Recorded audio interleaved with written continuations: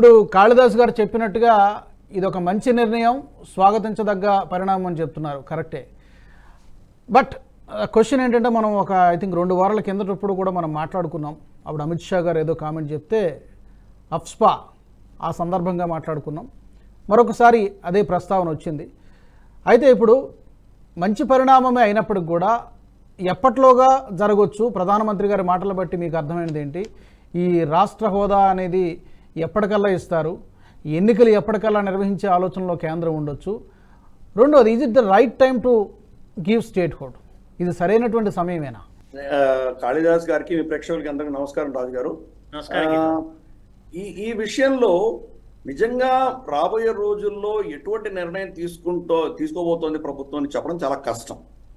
ఇప్పుడు ఎన్నికలు జరుగుతున్నాయి కాబట్టి ఎన్నికలలో చాలా వాగ్దానాలు చేస్తారు. అదే దృష్ట్యా ఆయన కూడా చెప్పడం జరిగింది. రెండవది, దీన్ని స్టేట్ ని విభజించినప్పుడు లదాఖ్ని సపరేట్గా, జమ్మూ కాశ్మీర్ని సపరేట్గా ఉంచుతూ వీటిని స్టేట్ హోదా నుంచి యూనియన్ టెరిటరీ హోదాకి మార్చినప్పుడు అప్పుడే పార్లమెంట్ సాక్షిగా చెప్పడం జరిగింది, అక్కడ పరిస్థితులు మెరుగుపడ్డాక మళ్ళీ స్టేట్ రెస్టోర్ చేస్తామని చెప్పడం జరిగింది. కాబట్టి భారత ప్రభుత్వం ఎప్పుడో ఒకప్పుడు రెస్టోర్ చేస్తుంది అన్న దాంట్లో ఎటువంటి సందేహం ఉండవలసిన అవసరం లేదు. కానీ ఎప్పుడు చేస్తారు అన్న దాంట్లో చాలా సందిగ్ధత పరిస్థితి ఉన్నది. సుప్రీంకోర్టు ఏం చెప్పిందంటే, రాబోయే సెప్టెంబర్లో, అంటే ఇప్పుడు మనం ఏప్రిల్లో ఉన్నాము, ఇంకొద్ది నెలల్లో 4-5 నెలల్లో సెప్టెంబర్ లోపు అక్కడ ఎన్నికలు జరిపించండి అని చెప్పి వాళ్ళు చెప్పడం జరిగింది. సెప్టెంబర్ లోపల చేస్తామన్నట్టుగానే సూచనలు ఇచ్చారు వాళ్ళు, ఎవరో ప్రభుత్వం కానీ ఎలక్షన్ కమిషన్ కానీ. ఎలక్షన్ కమిషన్ మొన్న సార్వత్రిక ఎన్నికల అనౌన్స్మెంట్ వచ్చినప్పుడు కూడా ప్రశ్నలు వేస్తున్నప్పుడు జర్నలిస్ట్ దాన్ని అడిగారు, మరి ఆంధ్రప్రదేశ్కిను తర్వాత ఇతరత్ర అరుణాచల్ ప్రదేశ్కి ఇటువంటి కొన్ని 3-4 స్టేట్స్కి మీరు అసెంబ్లీ ఎన్నికలు కూడా పార్లమెంట్ ఎన్నికలతో సహా మీరు సైమల్టేనియస్ గా చేస్తున్నారు కదా, మరి జమ్మూ కాశ్మీర్ ఎందుకు చేయట్లేదు అని అడిగారు. దానికి సమాధానం ఏం చెప్పారంటే, జమ్మూ కాశ్మీర్ అన్నది ఇప్పుడిప్పుడే దాని గురించి సుప్రీంకోర్టు కూడా జడ్జిమెంట్ వచ్చింది, మేము కూడా అసెంబ్లీ వారీగా మేము దాన్ని అన్ని మళ్ళీ చూసుకోవాలి, మాకు చాలా పనులు ఉన్నాయి దాంట్లో, ప్లస్ సెక్యూరిటీ ఆపరేటర్స్ కూడా ఇప్పుడు ఏంటంటే మేము 2 సైమల్టేనియస్ గా జరిగించగలిగినటువంటి మాకు క్షమత ఉందా లేవని చెక్ చేసుకోవాలి మేము, మాకు ఎనీవే సుప్రీంకోర్టు సెప్టెంబర్ దాకా టైం ఇచ్చింది కాబట్టి తప్పకుండా ఆ దిశగా మేము ఆలోచన చేస్తాం ఇది అయిపోయిన తర్వాత అని చెప్పి వాళ్ళు దాటేశారు. సో ప్రభుత్వం కూడా ఏంటంటే చెయ్యము అని చెప్పట్లేదు, కానీ ఎప్పుడు చేస్తారు ఎలా చేస్తారు అన్న దాంట్లో వాళ్ళు కొంత గ్యాప్ వదిలేసి మన ఆలోచనకు వదిలేశారు వాళ్ళు. ఇప్పుడు చూస్తే కనుక మోదీ గారు కూడా ఏం చెప్పారంటే, ఎన్నికలు జరుగుతాయన్న, ఎప్పుడు జరుగుతాయని చెప్పలేదని. కాబట్టి ఇవన్నీ కూడా స్టేట్ హుడ్ ఇచ్చి ఎన్నికలు జరుగుతాయా, ఇవన్నీ కూడా ప్రశ్నలే. నా అంచనా ప్రకారము ఇప్పుడు రాబోయే ఎన్నికలు ఎప్పుడు వస్తాయో మనకు తెలియదు, ఆగస్టులోనే సెప్టెంబర్లోనే ఎప్పుడు వస్తాయో నాకు తెలియదు. వచ్చినప్పుడు యూనియన్ టెరిటరీ స్టేటస్ గానే ఎన్నికలు జరుగుతాయని నేను భావిస్తున్నాను.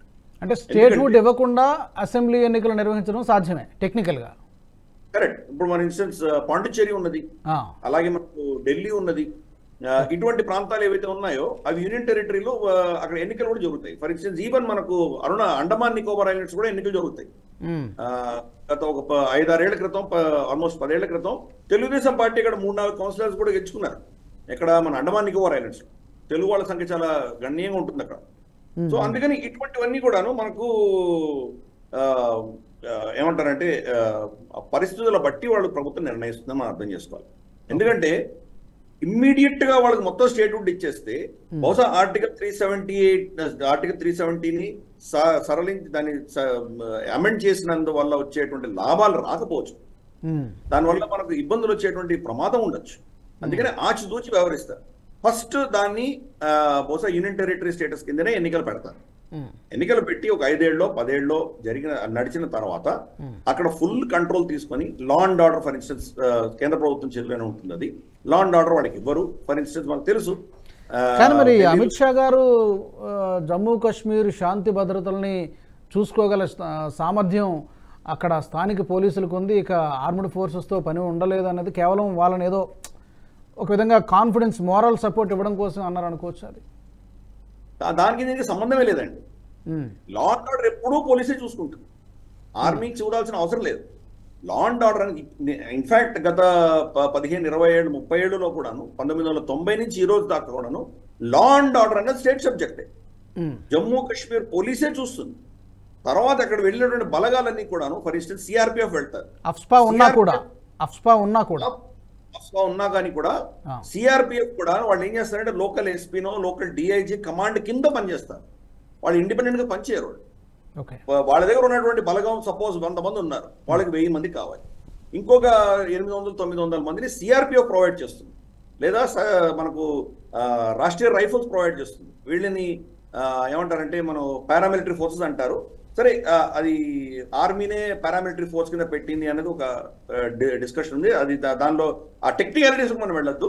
వాట్ ఎవర్, వీళ్ళందరూ కూడాను ఆ పోలీస్ యొక్క అధీనంలో పనిచేస్తారు. వీళ్ళు వాళ్ళకి ఇంకా టెక్నికల్ గా ఏమైనా సపోర్ట్ కావాలంటే వాళ్ళ వెనక అప్పుడు సైన్యం వస్తుంది. సైన్యం అనేది ఎప్పుడు కూడా బరాక్స్ లో ఉంటుంది. వాళ్ళు డైరెక్ట్ గా లా అండ్ ఆర్డర్ యాక్షన్స్ లో దిగరు. వాళ్ళు సపోర్ట్ కోసం first line of action, line of మనది ఏమంటారంటే on line of duty first ఉన్నది జమ్మూ కాశ్మీర్ పోలీసే ఉంటారు. ఎందుకంటే ఇంటెలిజెన్స్ వాళ్ళకే వస్తుంది. మీకు సిఆర్పిఎఫ్ కానీ, మీకు రాష్ట్రీయ రైఫిల్స్ కానీ, లేదా ఆర్మీ కానీ వాళ్ళకు కాశ్మీరీ భాష తెలియదు కదా. అక్కడ ఏం జరుగుతుందో తెలియాలంటే మీకు ఏదో టెక్నికల్ ఇంటెలిజెన్స్ తోటో శాటిలైట్ ఇమేజ్ ఇంటెలిజెన్స్ తోటో వెళ్ళొచ్చు అంతే. కానీ లోకల్ గ్రౌండ్ లెవెల్ ఇంటెలిజెన్స్ అనేది మీకు పోలీస్కే ఉంటుంది, పోలీసే నిర్ణయిస్తుంది. దానికినో తర్వాత ఆఫ్స్పాకి సంబంధం లేదు. ఆఫ్స్పా అది మనకు అక్కడ ఉన్నటువంటి పరిస్థితుల వల్ల మనం ఇంట్రడ్యూస్ చేసుకున్నాము. అది వేరే ఆర్గ్యుమెంట్. ఎప్పుడు తీసేయాలి, ఎప్పుడు తీసేయకూడదు అన్నది అక్కడ ఉన్నటువంటి పరిస్థితుల ఆధారంగా నిర్ణయిస్తారు. ఫర్ ఇన్స్టెన్స్ మనకు ఇప్పుడు ఛత్తీస్గఢ్ తీసుకుందాం, లేదా మనకు జార్ఖండ్ తీసుకుందాం, ఇటువంటి ప్రాంతాలు, లేదా ఒడిశా తీసుకుందాము, లేదా ఈవెన్ ఆంధ్రప్రదేశ్ లో ఉన్నటువంటి మన్య ప్రాంతాలు తీసుకుందాం. ఇక్కడంతా కూడా నక్సలిజం ప్రభావం ఉంది కదా, అక్కడేం ఆఫ్స్పా లేదే. సో స్టేట్ హుడ్ ఇచ్చినా కూడా ఆఫ్స్పా కొనసాగించే అవకాశం కూడా ఉంది, దాన్ని మనం కాదనలేము. కరెక్ట్, దానికి ఏం సంబంధం లేదు. స్టేట్స్ ఆల్రెడీ మనకు ఉన్న స్టేట్స్ లో ఆఫ్స్పా లేని స్టేట్స్ ఉన్నాయి. మనకు స్టేట్ హుడ్ ఉన్నటువంటి మణిపూర్ లాంటివో ప్రాంతాల్లో, నాగాలాండ్ ప్రాంతాల్లో ఆఫ్స్పా ఉన్న స్టేట్స్ కూడా ఉన్నాయి. కాబట్టి స్టేట్ హుడ్ కి దీనికి సంబంధం లేదు ఒకటి. రెండవది, ఎన్నికలు స్టేట్ హుడ్ కి ఎన్నికలకి సంబంధం లేదు. యూనియన్ టెరిటరీ కిందే ఎన్నికలు నిర్వహించవచ్చు వాళ్ళు. సో ఈ రెండింటికి అస్సలు దీనికి దానికి సంబంధమే లేదు. తర్వాత మనకు ప్రభుత్వం చెప్పినటువంటి స్టేట్మెంట్ ఏదైతే ఉందో దాని ప్రకారం వాళ్ళు ఏమంటున్నారంటే అక్కడ లా అండ్ ఆర్డర్ చూసుకునే క్షమత వాళ్ళ దగ్గర ఉన్నది అన్నారు. ఇప్పుడు కాదు, నేను చెప్పినట్టు 30 ఏళ్ళ నుంచి అదే క్షమత వాళ్ళకు ఉన్నది. ఎంతో మంది మన కాశ్మీరీ పోలీసులు బలిదానం ఇచ్చారు. వాళ్ళ మెమోరియల్ ఉన్నది. వాళ్ళు కూడా ఈ టెర్రరిస్ట్ లో పోరాడుతూ వాళ్ళు కూడా చనిపోయారు. చాలా మంది గణనీయంగా చనిపోయారు. కాబట్టి ఏదో బయట నుంచి వెళ్ళి మనమే కాపాడాలి, లేకపోతే అక్కడ మొత్తం రాడికలైజ్ అయిపోయింది అనుకోవడం కూడా చాలా తప్పది. వాళ్ళు పోరాటం చేయబట్టే ఈరోజు మన కాశ్మీర్ కాపాడుకోగలిగింది. అన్ని పోలీసుల్లో, ప్రతి స్టేట్ పోలీసులో కొంతమంది ఏమంటారంటే మనకు రాటన్ యాపిల్స్ అంటారు కదా, మన కొంచెం విచ్ఛిన్నకర శక్తులు కానీ, కొంచెం సంఘాన్ని ఇబ్బంది పెట్టేటువంటి శక్తులు అనేది ప్రతి దాంట్లో ఉంటారు. కాశ్మీర్లో కూడా ఉన్నారు. మనకు తెలంగాణలో దొరకలేదా? ఈ ఫోన్ ట్యాపింగ్ లో ఆయనేమో అమెరికా పారిపోలేదు. ఇటువంటి వాళ్ళు ప్రతి స్టేట్లో ఉంటారు. ఫర్ ఇన్స్టెన్స్ మహారాష్ట్ర పోలీస్ లో దావూద్ ఇబ్రాహిం కొత్త పలికే వాళ్ళు ఎంతమంది లేరు. కాబట్టి ఆ ఒక్క అంశంలో మన కాశ్మీర్ పోలీసులను మనం తప్పు పట్టరాదు. దాంట్లో దేశానికి కోసము, రాష్ట్రానికి కోసము, ప్రజల రక్షణ కోసం పనిచేసే వాళ్ళు చాలా మంది, వేలాది మంది ఉన్నారు. వాళ్ళని మనం గౌరవించాలి.